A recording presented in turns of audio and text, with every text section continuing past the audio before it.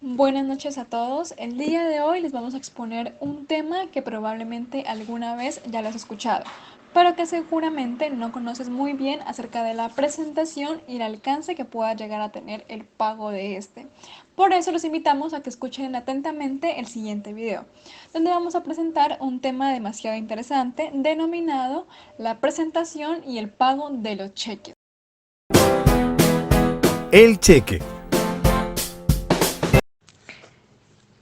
Es pertinente comenzar aclarando que todos conocemos que el cheque es un instrumento de autorización para extraer dinero de una cuenta.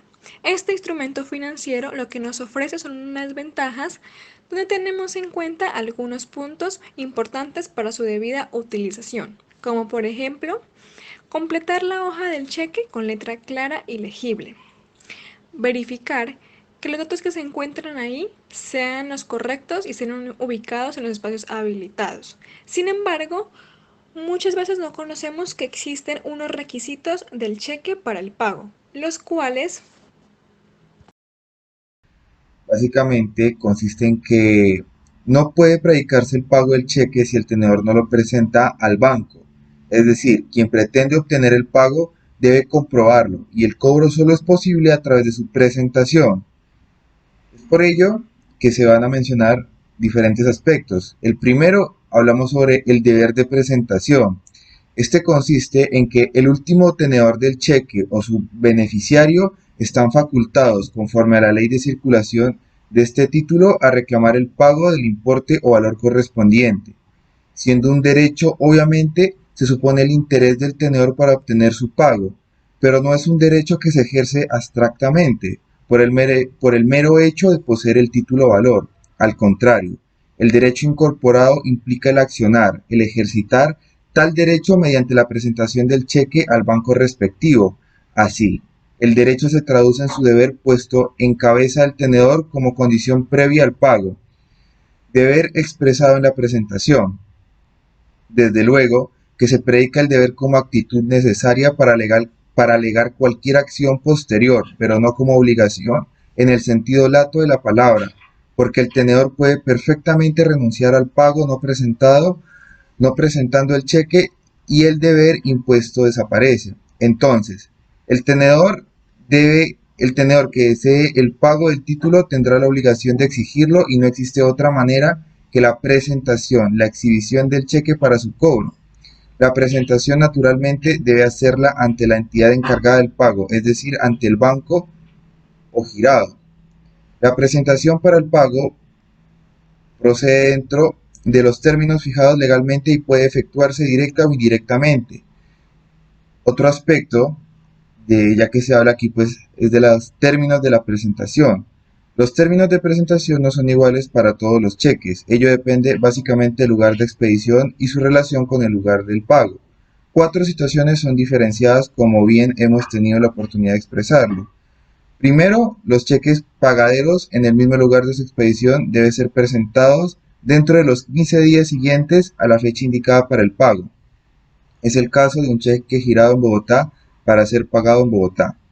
Los cheques emitidos para ser pagados en el mismo país donde se expidieron, pero en un lugar distinto al de su emisión, tendrán que presentarse dentro del mes siguiente a la fecha del pago.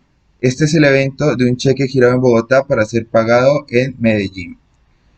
Otro caso es en que los cheques expedidos en un país latinoamericano que deban pagarse en otro país de América Latina deben presentarse dentro de los 3 meses a partir de su fecha. Es el ejemplo de un cheque emitido en Santiago de Chile para ser pagado en Bogotá. Finalmente, el último caso, los cheques expedidos en algún país latinoamericano para ser pagados fuera de América Latina tendrán que presentarse dentro de los 4 meses a partir de su fecha. Por ejemplo, un cheque girado en Bogotá para ser pagado en Ámsterdam. Otro aspecto en el que se habla son las formas de presentación. Por ello que la presentación del cheque para su cobro puede efectuarse directa o indirectamente. Primero, la presentación directa o personal. Es el caso del cobro de cheques por ventanilla. El tenedor o beneficiario se dirige directamente al banco librado, presenta el cheque y obtendrá el pago, si existen fondos, o devolviéndolo cuando existan fondos insuficientes, o el girado carece de tales o se presentan otras causales que impiden el pago. Esta forma opera únicamente cuando el cheque puede ser pagado por ventanilla. Presentación por consignación. En este evento, el tenedor beneficiario presenta el cheque por su cuenta corriente de ahorros en razón a que coincide el banco girado y el banco donde tiene la cuenta corriente. Esta forma se presenta cuando el cheque necesariamente debe presentarse en cuenta corriente de ahorros, por ejemplo, por estar cruzado o para consignar en cuenta el primer beneficiario. Puede decirse que es una manera directa de presentación más no personal. También hablamos de la presentación por cámara de compensación. La presentación de cheque por intermedio de cámaras de compensación opera desde un punto de vista indirecto. Este fenómeno procede de la siguiente forma. El tenedor o el beneficiario del cheque consigna el título en el banco donde tiene su cuenta, banco que es diferente al banco girado al cual pertenece el cheque que fue consignado. La operación interbancaria gira en torno a obtener del banco librado del pago del cheque y la correspondiente creencia en la cuenta del tenedor. En nuestro medio, como ya se sabe, el cheque es un instrumento de pago y que debe ser presentado por el tenedor al banco librado en un lapso muy breve. El beneficiario del mismo puede hacer tal presentación de manera directa o puede recurrir al banco donde tiene su cuenta corriente para que este se presente por parte de la Cámara de Compensación por haber sido girado a cargo de un banco diferente, aquel donde el tenedor tiene su depósito de cuenta corriente. Este sistema se le atribuye netamente al Banco de la República, función asignada por ley, el cual está netamente autorizado para servir como cámara compensadora.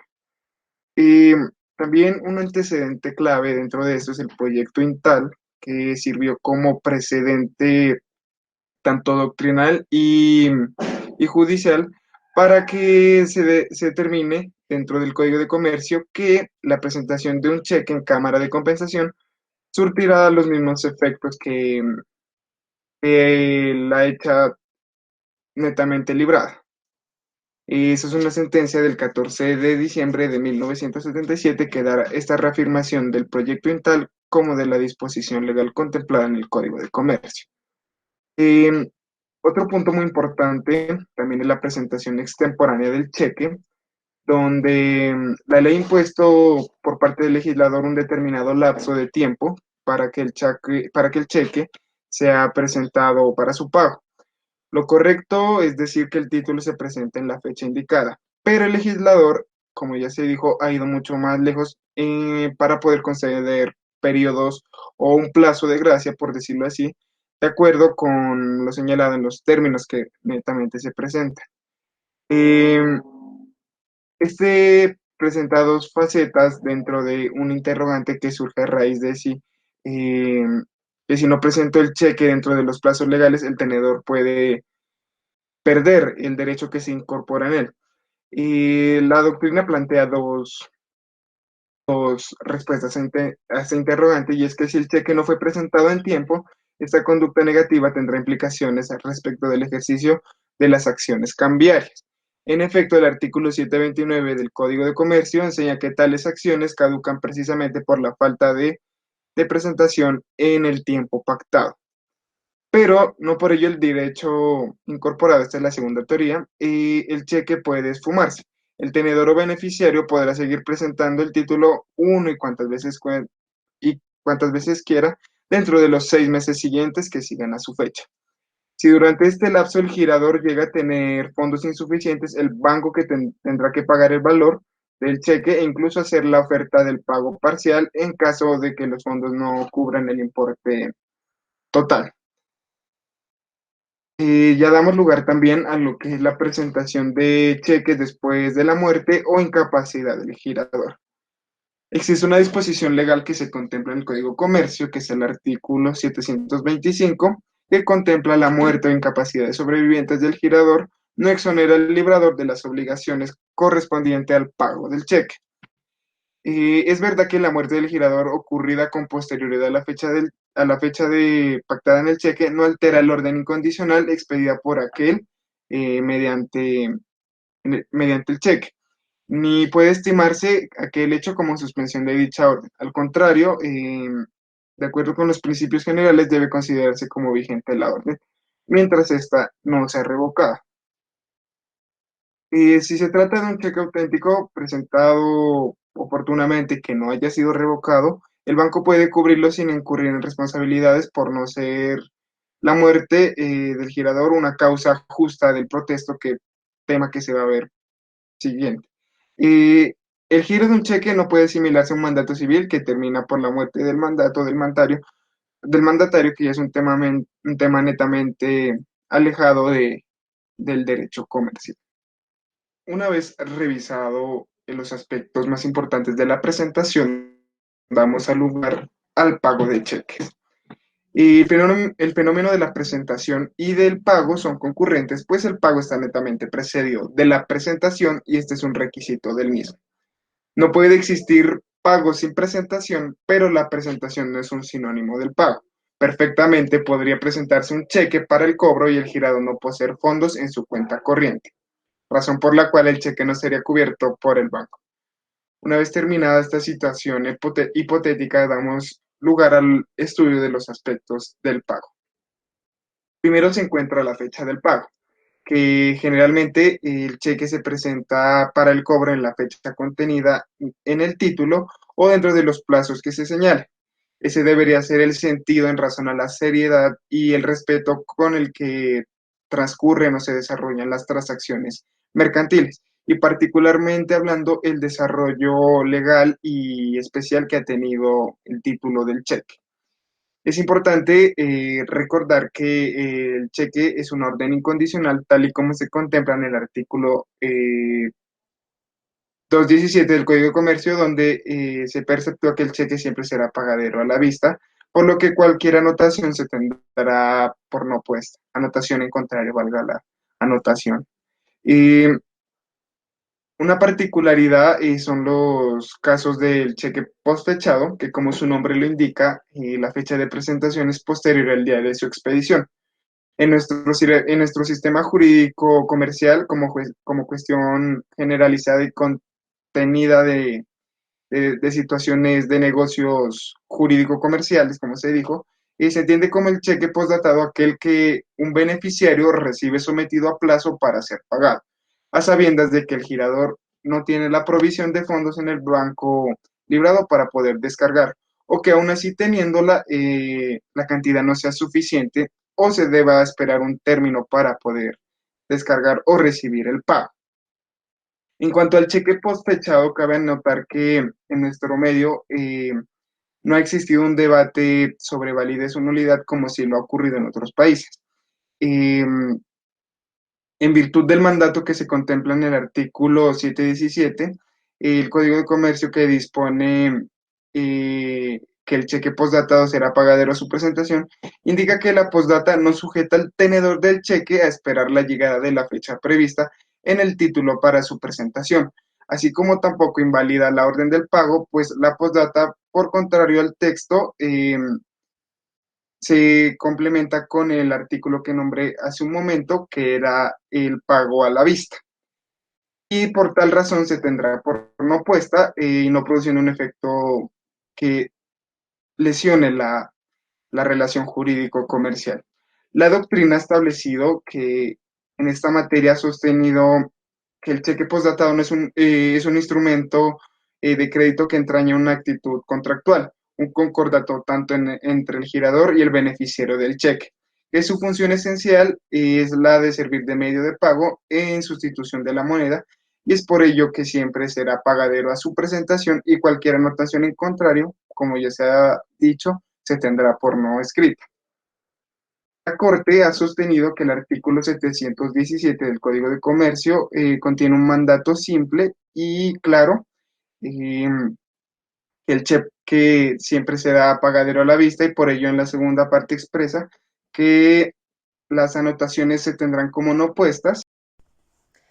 En cuanto a la revocación del cheque, tenemos que es la orden que el librador hace de manera unilateral al banco para que éste se abstenga de pagar ese cheque. Esa notificación debe hacerse de manera escrita, que aunque así no se encuentra regulada en el Código de Comercio, se hace con el fin de tener una prueba de dicha comunicación.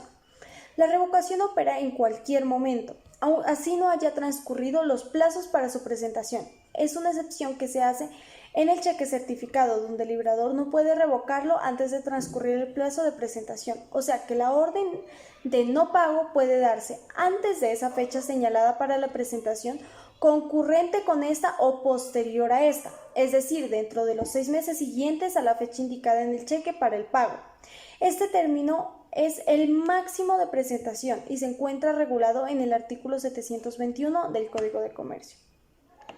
Bueno, en cuanto al pago a un tercero tenedor de buena fe exento de culpa de un cheque que ha sido extraviado o hurtado, se tiene que quien posea ese título valor queda legitimado para ejercer el derecho cartular establecido en el mismo, aun cuando quien se lo transmita no sea un propietario de este, fundamentándose en el principio de autonomía, ya que cada tenedor legítimo adquiere un derecho independiente y propio que no está derivado de los anteriores tenedores, sino que es distinto a estos.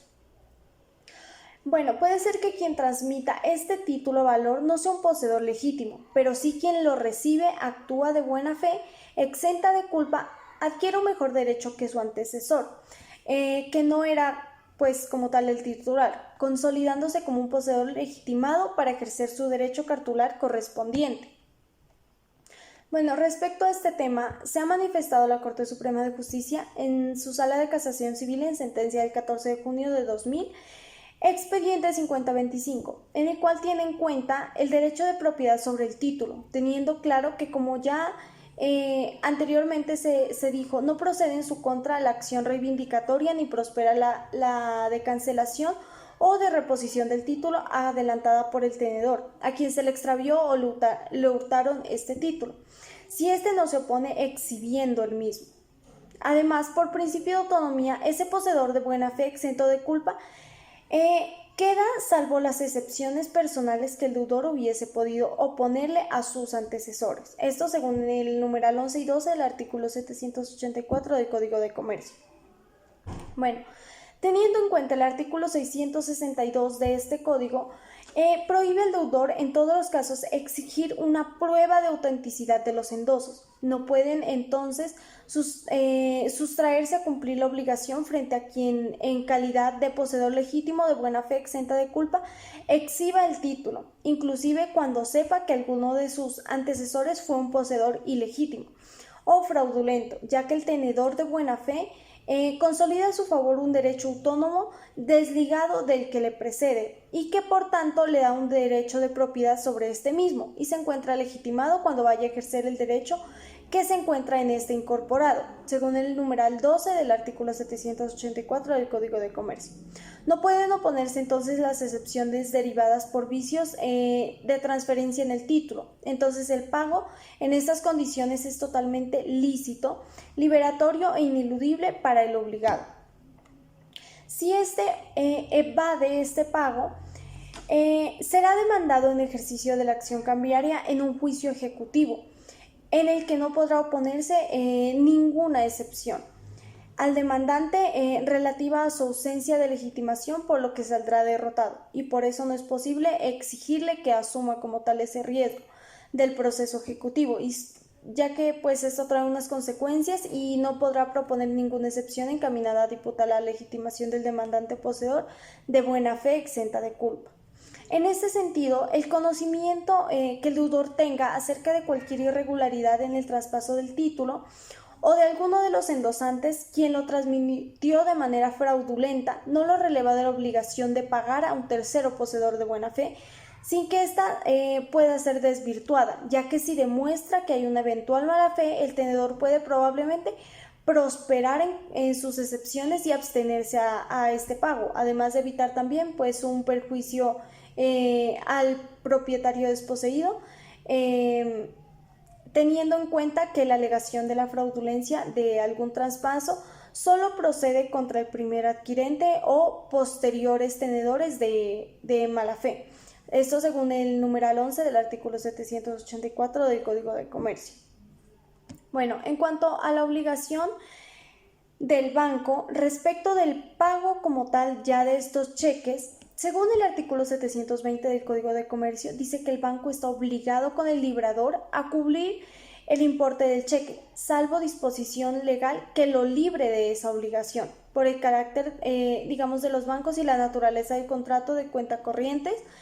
Estas entidades se limitan al pago de cheques de sus clientes en la medida de que existe una provisión de fondos concurrente con el valor del cheque presentado y que no hayan situaciones que impidan ese pago del cheque. Al presentar el cheque al banco, este lo pagará en su totalidad a menos de que carezca de fondos o estos sean insuficientes, haya revocación u orden de autoridad competente o circunstancias inherentes como tal al título valor. El banco debe cumplir antes de pagar el cheque con unas diligencias, que son, primero, constar que la firma del girador coincida con la registrada en las tarjetas del banco, según el artículo 732 y 1391 del Código de Comercio, que es una responsabilidad como tal del banco verificar que los cheques no estén falsificados o estos hayan sido previamente adulterados. Segundo, verificar que el documento esté bien expedido, examinar que el valor objetivo del cheque en cuanto a su existencia o en cuanto a la cantidad a que se refiere coincidan, o sea, que la cantidad que se especifique en letras y números concuerden o sean las mismas y estén con los sellos anteriormente convenidos si esto se ha plasmado en el contrato. Tercero, comprobar si la persona que lo presenta al cobro está legitimada para abstenerse al pago, verificar que sea el último tenedor y mirar si este es legítimo. Si el cheque es al portador y no a la orden, la cadena de endosos debe ser ininterrumpida para que el tenedor pueda legitimarse, según el artículo 661 del Código de Comercio. Cualquier requisito adicional para el pago de los cheques presentados a la vista o que sean por ventanilla, como la toma de fotografías, huellas, confirmaciones telefónicas y demás, debe reposar en los manuales de cada entidad bancaria, sin perjuicio de entender que si los bancos lo harán para confirmar que el cheque sea presentado cumpliendo los requisitos de validez y autenticidad citados. Y entonces, una vez haya verificado esto, deberá pagarlo. Porque pues no es posible que se pacte el no pago de estos mismos por un motivo diferente. Esto según el artículo 717 del Estatuto Mercantil. Pago parcial por ventanilla. En esta modalidad, el tenedor del título puede decidir inmediatamente si la acepta o no. El banco librado debe tomar algunas medidas de seguridad en caso de aceptación de la oferta, para que de esta forma acredite debidamente ante el librador la forma como se hizo el pago parcial al tenedor. Generalmente se perfora el título por la suma, se fotocopia por ambos lados y se le pide al tenedor que extienda un recibo por la suma recibida. Aquí vemos inmerso el principio de la literalidad, pues todos los actos quedan plasmados para que en un futuro no existan controversias sobre este punto. Cuando se presentan varios cheques para el cobro por ventanilla, se cubren en el orden de presentación por parte de los respectivos tenedores. Pago parcial por canje o consignación. Se parte de que las instituciones remitentes actúan como mandatarios al cobro, así constituidos por sus clientes en el momento de consignar los cheques en materia de compensación. El banco depositario actúa como endosatario al cobro, es decir, que tiene los mismos derechos y obligaciones del depositante menos la transferencia del dominio. Puede incluso aceptar o no la oferta del pago parcial del cheque presentado por su cliente. Esto adoptado en el acuerdo interbancario para cumplir con lo dispuesto en el artículo 720 del Código de Comercio. Toda vez de que muchas veces se puede presentar el caso de que alguien vaya a cobrar su cheque y el banco no pueda pagarlo en su totalidad por fondos insuficientes en la cuenta del obligado. En ese caso, la oferta de aceptación del pago parcial se presume por dicha circunstancia. Otro ejemplo lo vemos cuando el banco librado reciba varios cheques por canje sobre una misma cuenta, siendo insuficientes los fondos para cubrirlos todos. En este caso, el banco puede dividir el saldo existente y hacer oferta de pago parcial a todos, ya que ninguno tiene derecho de privilegio sobre otro. Esto pues puede ser una solución inicial, aunque los bancos por lo general adoptan otra solución, la cual consiste en cubrir ante todo los cheques para los cuales existan fondos, después atender a aquellos que se aproximen más al saldo y una vez pagados los anteriores, y por último devolver los restantes por carencia absoluta de fondos. Esto siempre y cuando los clientes hayan impartido a esta fórmula su aprobación. Por último, pues tenemos de que el pago del cheque es la obligación principal del banco, por cuanto el titular de la cuenta corriente debe disponer de sus saldos. Esta es la relación jurídica emanada entre el librador y el librado, por lo que el banco no tiene vinculación cambiaria frente al tenedor del título. Por lo tanto, la obligación de oferta de pago parcial se da frente al librador exclusivamente, aunque con su cumplimiento se beneficia el tenedor del título valor. Esa obligación de hacer ofrecimiento de pago parcial nace del contrato de cuenta corriente. Devolución del cheque por disposición legal u orden del girador. Es el caso donde habiendo fondos suficientes para cubrir el cheque, este tiene que ser devuelto ya sea por acto unilateral del girador, es decir, cuando hay revocación u orden de no pago del cheque, o por disposición legal, cuando ocurren las eventualidades tales como saldo embargado y quiebra, liquidación o concurso del girador. En estos casos, los fondos son suficientes pero no disponibles. Todo esto porque los fondos de las cuentas corrientes, es decir, los dineros depositados en estas, pueden ser objeto de medidas cautelares como embargo y retención. Recordemos que hay un procedimiento empleado para el embargo de estas cuentas corrientes. Y en segundo lugar, por disposición legal, tenemos los cheques que pueden ser devueltos por quiebra, liquidación o concurso de acreedores del girador. El artículo 726 del Código de Comercio, de manera expresa, señala que en situaciones de quiebra, concurso o liquidación, ya sea judicial o administrativa, del librador, obligan al banco a rehusar el pago de cheques, pero solo después de que se hayan efectuado las publicaciones ordenadas por la ley. Devolución del cheque por cuenta saldada o cancelada. Se parte de que la cuenta corriente es un contrato de depósito en donde el cuenta corrientista adquiere la facultad de consignar sumas de dinero y cheques en un establecimiento bancario. Asimismo, como se suscribe puede terminarse en cualquier tiempo y por cualquiera de las dos partes, es decir, el banco y el cuenta corrientista. Cuando esto pasa se habla de cuentas saldadas o canceladas. Si es por parte del cliente, este tendrá que devolver los formularios de cheques no utilizados. Y si es por parte del banco, la entidad se obliga a pagar los cheques girados mientras exista provisión de fondos. Se puede dar esa cancelación de la cuenta corriente por parte del banco cuando los cuentacorrientistas incumplan con las obligaciones contraídas en el momento de la celebración del contrato, según lo dispuesto en el artículo 17 del acuerdo interbancario.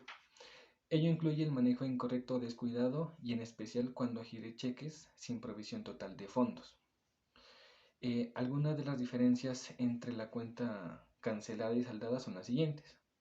La cuenta saldada se da por mal manejo por parte del titular de la cuenta o cualquier causal contemplada en el contrato como configurativa de ese hecho.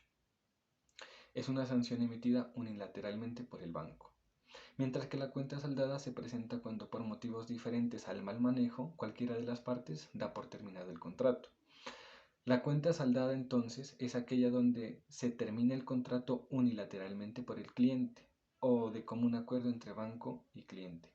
En ninguno de los dos casos subsiste obligación para las partes, salvo por parte del banco de pagar los cheques mientras exista provisión de fondos en la respectiva cuenta.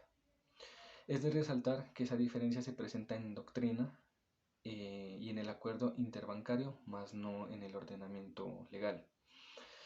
Devolución por presentación posterior al término legal. Se parte de que la vida de un cheque es relativamente corta. Se puede hablar de 6 meses contados a partir de su nacimiento, es decir, la fecha indicada para el pago. Debe presentarse dentro de esos plazos exigidos por la ley, ya que pues, posteriormente, transcurrido ese lapso, los bancos pueden abstenerse de pagarlo. Es por eso que se debe pues, apropiadamente presentar el cheque en los tiempos exigidos y de esta forma pues no habrá esta devolución. Y por último tenemos la devolución por causa de firmas del girador. Se da por 3 causales. Por firma no registrada. Puede darse que la firma haya sido falsificada o que se trate de personas facultadas para girar cheques, pero que aún no han registrado su firma. Y es que en la práctica se suele conceder autorizaciones a terceros para girar cheques contra la cuenta del titular. Dichas autorizaciones van por escrito y se deja constancia en una tarjeta de reconocimiento de firmas, que para los efectos de control lleva el banco.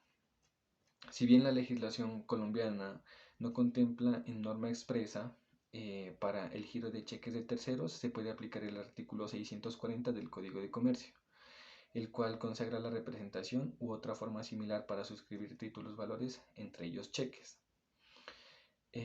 a nombre del representado.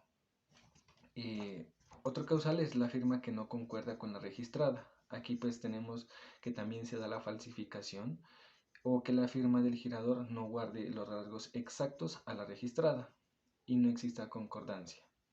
Y por último, la falta de firmas. En esta situación, el cheque no puede haberse firmado por olvido del girador o por alguna o algunas firmas en tratándose pues, de cuentas colectivas o conjuntas. Este tipo de cuentas donde hay pluralidad de titulares suponen copropiedad sobre el depósito y ausencia de mandato o representación para disponer lo depositado. Los cuentacorrientistas pueden ser deudores solidarios eh, también. En todo caso, el cheque no es pagado y tendrá que devolverse. El pago de cheques en su devolución por disposición legal u orden del girador. Por omisión de medios mecánicos. Con este término hemos querido expresar tres causales. La primera es por la falta de protector registrado. La segunda, por falta del sello ante firma registrado. La tercera es por la falta del sello de canje. Las dos primeras van a tener relación con la emisión del cheque con su girador, mientras que el segundo es un instrumento eminentemente bancario relacionado con el cobro. Aquí, tanto el sello protector como el sello antefirma debieron ser registrados por el cuentacorrista como medio de seguridad, unas veces y otras veces como medio de identificación del girador. En otras es en especial tratándose de sociedades o personas jurídicas. Además, el artículo 712 del mismo estatuto nos establece que el cheque solo puede ser expedido en formularios impresos de cheques o chequeras y a cargo, por supuesto, de un banco. Va a ser el título que en forma de cheque se va a expedir en un contravención de dicho artículo para no producir los efectos de este título valor.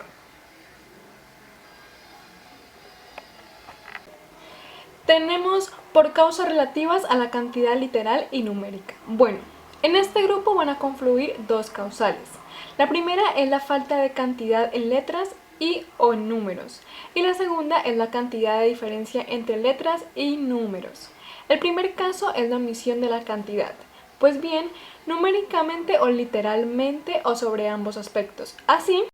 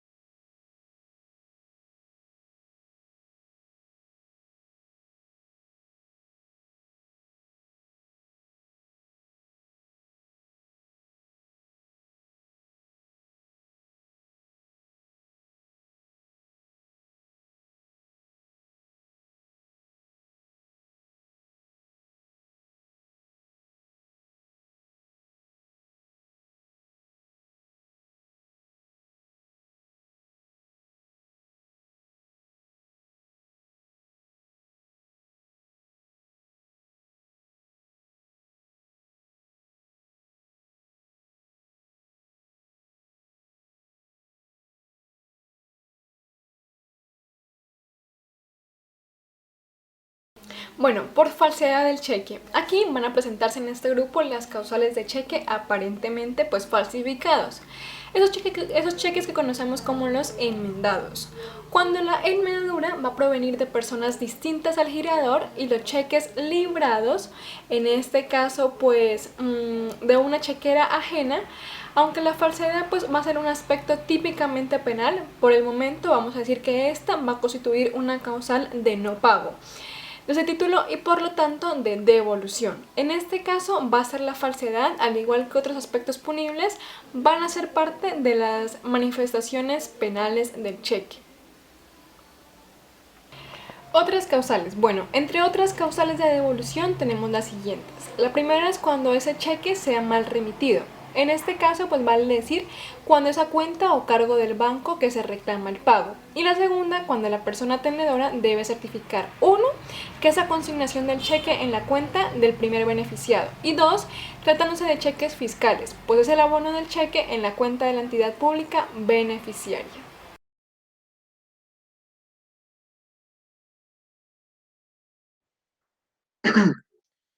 El protesto de los cheques.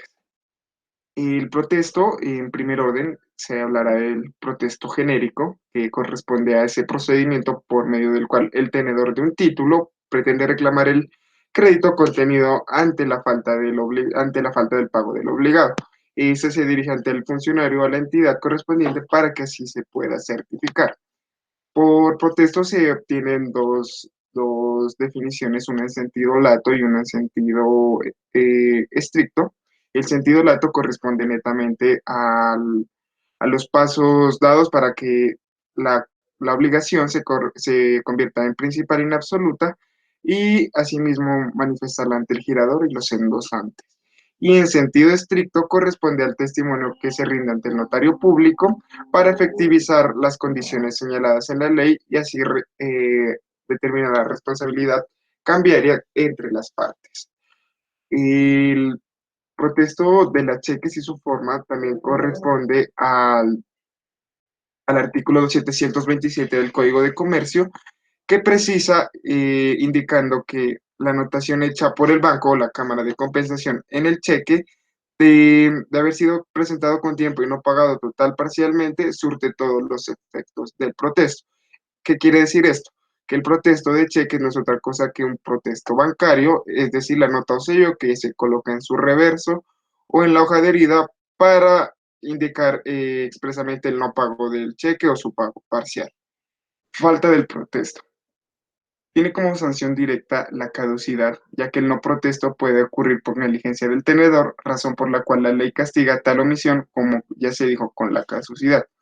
Y también opera por la falta del protesto, es decir, cuando el cheque así se haya presentado y no pagado, no fue protestado por el banco.